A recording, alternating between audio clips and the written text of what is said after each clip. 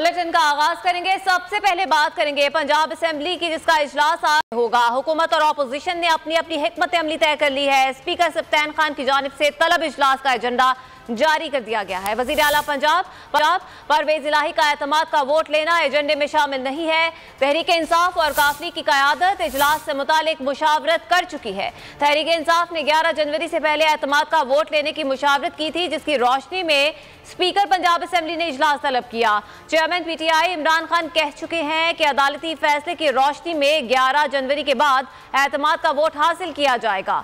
नून league ने इजलास से पहले पार्लिमानी पार्टी का इजलास तलब कर लिया। असेंबली इजलास में भरपूर ताकत के मुजाहरे का फैसला किया गया है।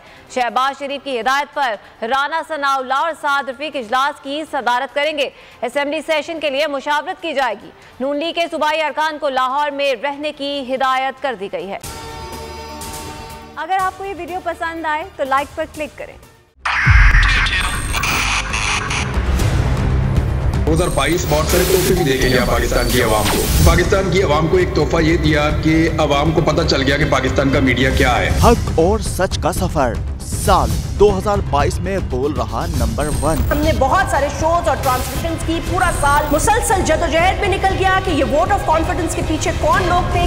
तोड़े रेटिंग के सभी रिकॉर्ड। सोशल मीडिया पर भी सबसे ज्यादा तेजी से 2.4 बिलियन व्यूज का संगे मील अबूर किया। एंकर्स को भी आवाम में सबसे ज्यादा मकबूलियत मिली और सोशल मीडिया पर भी बोल रहा सब पर भारी। सब्सक्राइब करें और बेल दबाएं ताकि कोई खबर रह न जाए।